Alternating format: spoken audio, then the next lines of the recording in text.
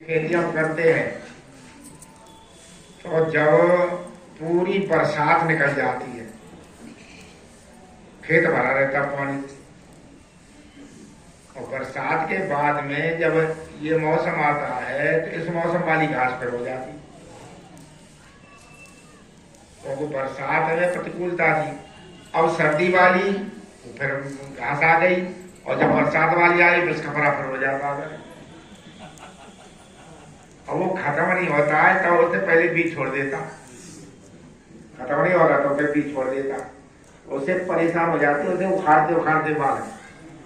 तो अच्छी चीजें हैं वो बड़ी मुश्किल से लगती हैं और खरपतवार तुरंत ही बढ़ जाते। उसी तरह जीवन में अच्छी चीजें याद नहीं होती हैं, अच्छी चीज याद करो ना, वो याद नहीं रहती। एक ब्रह्मचारी यहाँ पढ़ता था, अष्टाध्याय के सूत्र याद करे और याद करे भूल जाए।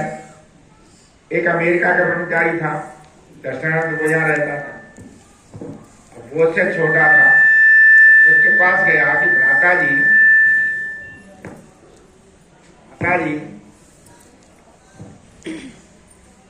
हम याद करते हैं भूल जाते हैं। तो वो बहुत मजाक किया था। तो अमेरिका का दर्शन ने कहा ये तो बहुत बढ़िया बात है, ये याद रह जाती, ये तो दुख देती बात है। ये तो बहुत बढ़िया बात, तुम भूल जाते हो। तो बात है जी याद रहती ना, स्मृति भी एक बाधा है, सब बातें याद रह जाए तो ये तो बहुत बढ़िया बात है। वो बोला यदि अष्टाध्यायी सूत्र भूल जाते, कवाड़ा तो सदा याद रहता। अच्छी बातें याद नहीं रहती, कौन गाली दे दी हो तो गाली हमेशा याद रहती है ना। वैसे कहते कछु याद ना। परिवारों में तुम देखो, परिवार में ऐसा जगह आता जी आ जाना, घर परिवार आप आ जाते हैं तो फिर थोड़ा सा सुधार आ जाता। अब गए तो घर घर में लड़ाई तो है ही, उन्होंने कही हमारी पत्नी को समझाओ। अब पत्नी समझ आई, मैंने कहा तू अब अपनी कहानी कहने लगी दुनिया की। घर वालों में जो शिकायत होती कहती रही, मैं सुनता रहा। मैंने कहा सुन, कुछ अच्छे अच्छे भजन याद कर ले, कुछ मंत्र याद कर ले, ये कुछ काम आमेगी।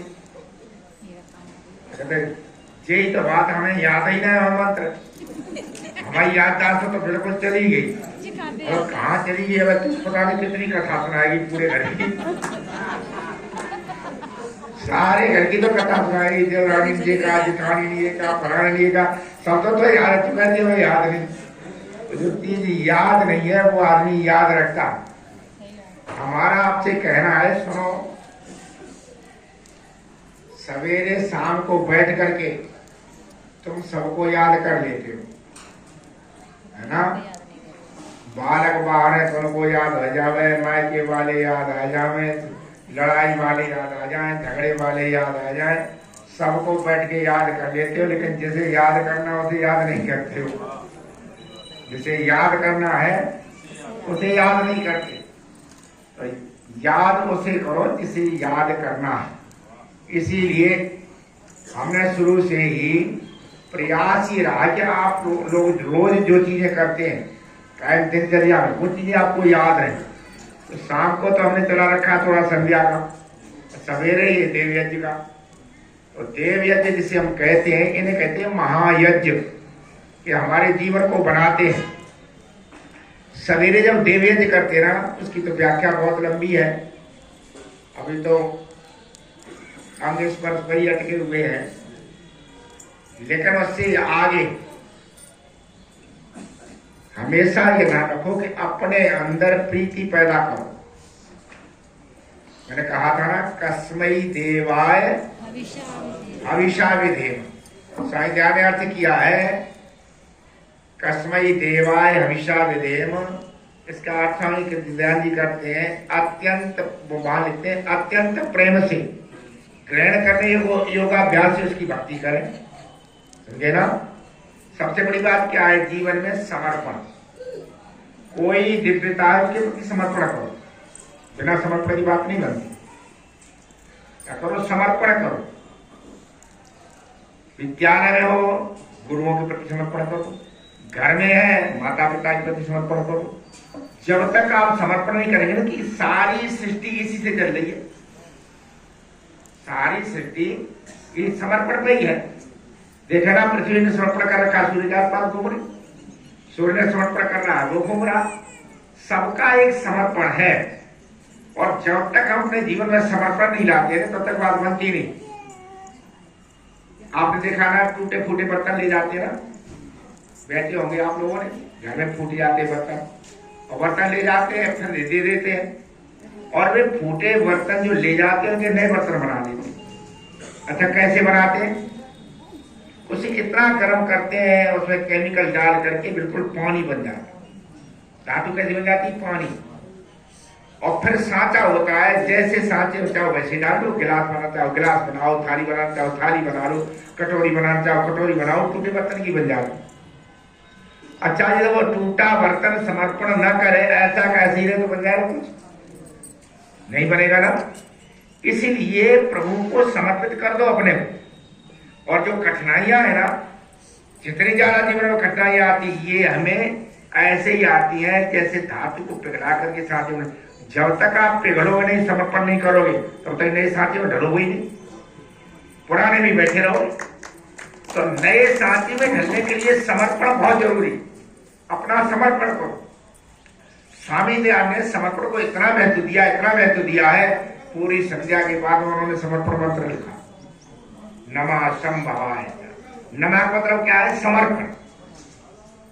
नमः का मतलब क्या है? समर्पण। जब तक, और ये बच्चे इतने बैठे, इनका यदि समर्पण ही नहीं होगा तो हमें कुछ नहीं बता सकते। और एक बार समर्पण हो गया तो समर्पण भी ऐसा जिसमें अपना कुछ नहीं, समर्पण भी ऐसा जिसमें अपना कुछ नहीं। स्वामी दयानंद गुरु ब्रजान जी के पास पढ़े जाकर, क्या गजब का समर्पण। ऐसा समर्पण मिलेगा नहीं कि स्वामी ने किया समर्पण। अपनी ऐसा समर्पण स्वामी जी का कि जो गुरु जी ने कह दिया वही स्वीकार है।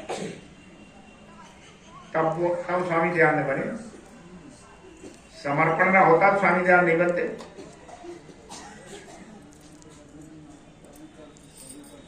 जीवन में समर्पण बहुत जरूरी।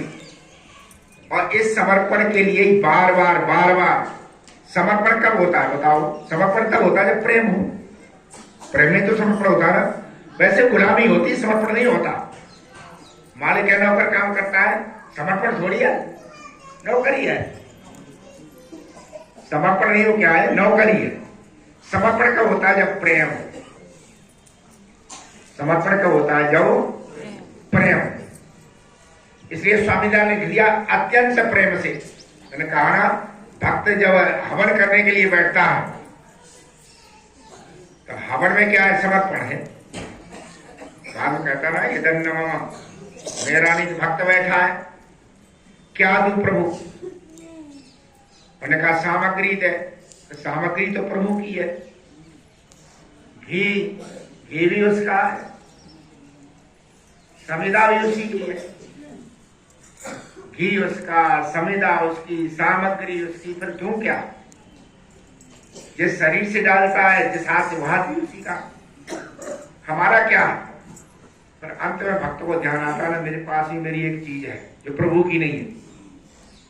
मेरे पास वो चीज है, वही देनी है जो प्रभु की नहीं है। वो क्या है? उन्होंने कहा प्रेम। हृदय का प्रेम ये मेरा है, ये हमने उत्पन्न किया है। प्रभु ने सारी चीजें दी है, लेकिन हृदय का प्रेम मेरा प्रेम। जब तो समझ आएगा अत्यंत प्रेम से, प्रेम नहीं अत्यंत प्रेम से। समर्पण तब होता है जब अत्यंत प्रेम हो। तब होता है जब अत्यंत प्रेम हो, तब समर्पण होता है। देखे ना,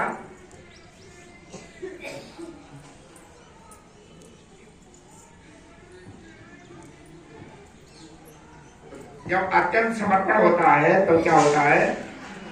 तब सच्चा प्रेम होता है। आपने देखा ना,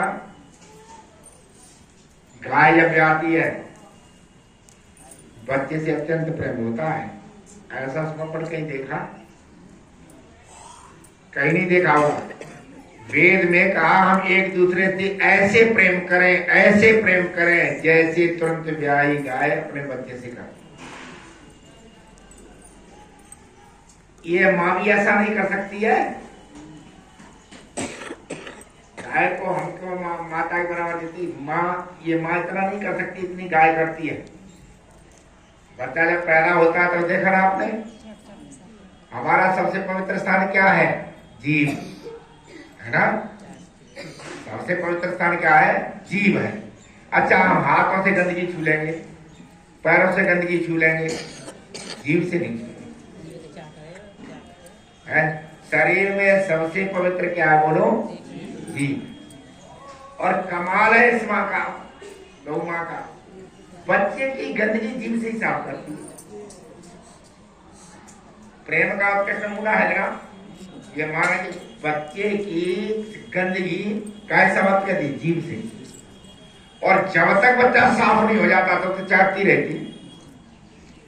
बच्चे को साफ करने के बाद में कितना प्रेम है। बच्चे को साफ कर देगी उसके बाद दूध तैयार है, दूध पी ले। जब तक गंदा है तब तक नहीं, साफ कर दिया तो दूध पी ले। ये क्या है? ये प्रेम का उत्कृष्ट है। इससे ज्यादा कोई नमूना हो नहीं सकता जो गाय करती है। और समय बच्चे के पास कोई आ जाए तो गाय जान पे खेल जाएगी, बच्चे को छूने नहीं देती। अच्छा, कोई स्वार्थ है गाय का? गाय जो उस बच्चे को प्रेम कर रही है, गाय ये थोड़ी सोचती है अभी बड़े हो जाएंगे तब डॉक्टर बनेंगे, बैंक मैनेजर करेंगे तो हमारी बड़ी सेवा करेंगे। गाय थोड़ी कुछ भी है। यदि बछड़ा बड़ा होकर के हमें करेगा ना, कुछ भी नहीं। वही लालसा नहीं है, बच्चे तो केवल जो है केवल क्या जो है निस्वार्थ प्रेम है। थोड़ा सा आगे बढ़िया बेटा वाले, आगे जगह कर दो, थोड़ा आगे बढ़िया और आगे आ जाओ, थोड़ा आगे आ जाओ, जगह कर दो।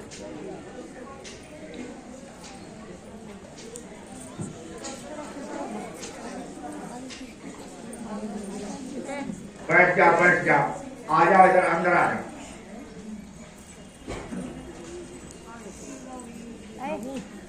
ब्रह्मचारी अंदर आ जाओ। ब्रह्मचारी अरे लाला माता जी को चलो किसको चलो साथ चलो जाओ। पेटा वालों का ताली बजा करके